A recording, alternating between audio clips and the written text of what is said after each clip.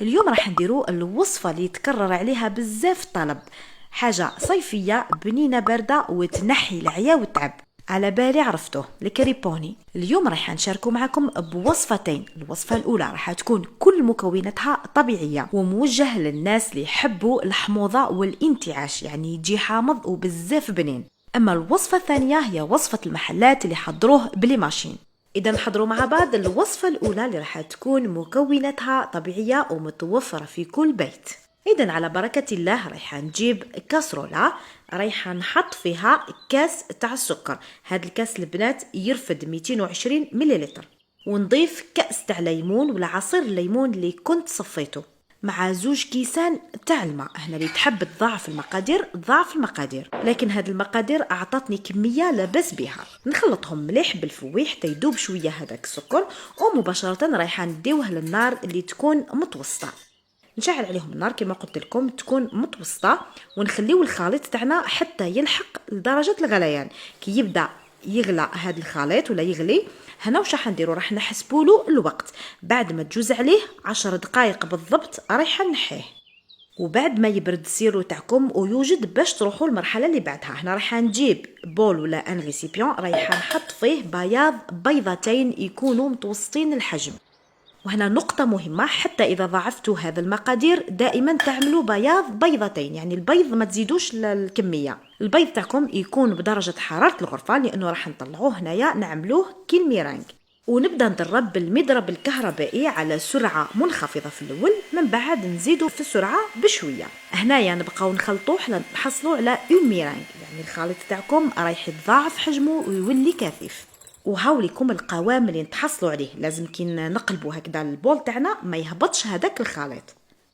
ونجيب السيرو تاعي بعد ما برد تماما. هذه خطوه مهمه باش تنجح لكم الوصفه، لانه لو كان تعملوا هذاك السيرو يكون سخون راح يهبط لكم هذيك الميرانج وتتخسر الوصفه. ونجي هنايا للمكون الاساسي في هذه الوصفه اللي راح يمد لنا الكو تاع الكريبوني، اللي هي باتاغوم زيست دو سيترون، يعني عطر قشور الليمون بدون ملون. كما ايضا تقدروا تعملوا عطر الليمون، برك لازم يكون بدون ملون باش ما يغيرناش اللون تاع الكريبوني. انايا هنايا درت حوالي ملعقه صغيره تكون مملوءه جيدا. ونضيف هذاك السيرو على البياض البيض. هنا ندخلوه غير بشويه، يعني نضيفوه بشويه كذا باش ما يتكسرناش البياض البيض. نضيف بشويه وراني ندرب ولا نخلط بالفوي هكذا. كمل بنفس الطريقه حتى نكمل كامل السيرو تاعي هكذا، يعني نلوحوه غير بشويه باش ما يتكسرش البيض تاعنا. وهكذا وراح يبقى، يعني ما تحسوا انه ما تجانسش هذاك البياض البيض مع السيرو، ما تخافوش منه. هذه الوصفه تجي هكذا.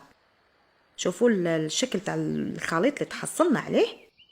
هنا راح نجيب علبه تكون محكمه الاغلاق، ما يهمش سواء زجاج ولا بلاستيك، يعني وش كان متوفر عندكم، ونفرغ فيها الخليط تاعي هكذا. نحاول نوزعوه، من بعد راح نغلق عليه جيدا وندي هذيك العلبه للمجمد حتى يجمد الخليط تاعنا. راح يشد لكم ساعه ولا ساعه ونص، المهم حتى يجمد. نجوزو للوصفه الثانيه. الوصفه الثانيه هي وصفه المحلات 100%. نحط فيهم دائما بنفس الكاس عندي 2 كيسان سكر عادي، ونضيف عليه مغرف كبيره تاع لاسيد سيتريك ولا حمض الليمون. وهاد لاسيد سيتريك ولا حمض الليمون تلقاوه عند اللي يبيع لوازم الحلويات. ورايحه نضيف اللتر تاع الماء تاعكم يكون عادي من الحنفيه، ونضيفوه دائما حوالي نص مغرف كبيره ولا حتى تروحوا حتى المغرف كبيره تاع لاغوم تاع زيست دو سيترون من لا مارك اغون بليس. هذا مكان رايحه نخلط الكل مع بعض هكذا. هنا هذاك لاسيد سيتريك يعني راح يخلي السكر تاعي يذوب بكل سهوله، يعني شوفوا غير شويه خلط شويه ما بقاش يبان هذاك السكر.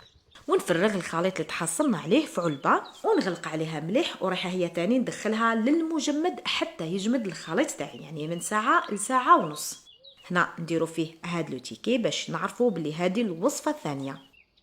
هنا بعد ما جازت حوالي ساعه، يعني بدا يشد روحه مليح هذاك الخليط، نجيب الوصفه تاعي الاولى تاع البيض هكذا باش ما يتخلط لكمش. راح نجيب بغا ميكسور ونبدا ندربها. دربوها مليح حوالي 5 دقائق وانا ندرب فيها على سرعه تكون عاليه هكذا باش تتجانس كامل المكونات ويولي الخليط تاعنا كريمي. هنا البنات هاد الخطوة اعملوها 2 خطرات ولا 3، يعني كل 2 سوايع وانتم تضربوه بهذه الطريقة. تقدروا تعملوها مرة واحدة، لكن اللي تحب نتيجة احسن ومليحة ومضمونة ويجي الخليط تاعكم كريمي وبزاف بنين، اعملوها حتى 3 خطرات وانتم تضربوا فيه. نفس الشيء للوصفة الثانية، وصفة المحلات، هي أيضا بعد ما تجمد راح نضربها بالبغا ميكسر. هذا هو الدور الآلة ولا هذيك لا ماشين انها تخلط لا كريم تاعنا ولا الكريبوني، وفي نفس الوقت راهو يجمد، يعني هو جامد وهي راهي تخلط فيه. على هذا نتحصلوا على هذاك القوام تاع الكريبوني. نغلق عليه ونزيد نردو للمجمد حتى يجمد. وبعد ما وجد الكريبوني تاعي، احنا خلطته كما قلت لكم حوالي 3 خطرات وخليته جمد المره الاخيره مده 4 سوايع. هاوليكم هذه الوصفه الاولى، يعني باش ما تتخلطوش دائما نبداو بالوصفه الاولى من بعد نروحوا للوصفه الثانيه. هنا حنفتح معكم الوصفه الاولى. شوفوا هنا البنات بعد ما خلطتها مليح قوامها كيفاش راهو كريمي، راهي باينه يعني في الصوره. هنا نجيب الملعقه، هنا اذا عندكم ملعقه يعني اللي تكون سبيسيال تاع لاكريم ماذا بينا، اذا ما كانش اعملوا ملعقه عادي برك خلوها في الماء، ما عادي ما من الحنفيه ماهوش سخون ولا. لكن اذا تلاقيتوا بهذا المغرف يعني ننصحكم بزاف بها، هايله وتحتاجوها. شوفوا هنايا الوصفه تاعنا كيفاش راهي بصراحه رائعه بمعنى الكلمه. هاد الوصفه تجي بزاف منعشه، سيرتو للناس اللي يحبوا الحوامض، يحبوا القارص، يحبوا ذوق الانتعاش، ننصحهم بزاف بهذه الوصفه. نروحوا للوصفه الثانيه، هي ايضا كما راكم تشوفوا ولا قوامها كريمي. نجيب المغرف تاعي بعد ما نغمسها في الماء. شوفوا الكريبوني تاعنا اللي تحصلنا عليه. هاد الكريبوني البنات يعني 100% كريبوني المحلات، يعني تاع الآلة كأنه شريتوه من برا. صدقوني نتمنى انكم تجربوه. هنا كما قلت لكم الوصفتين في 2 بنان. الوصفة الأولى طبيعية ومنعشة بزاف بنينة، الوصفة الثانية وصفة المحلات مضمونة 1000%. وبالنسبة لي أنا بعد ما ذقتهم، الوصفة الأولى نعطيها 8/10، أما الوصفة الثانية نعطيها 10/10. انتوما جربوهم في 2 واعطوني رايكم.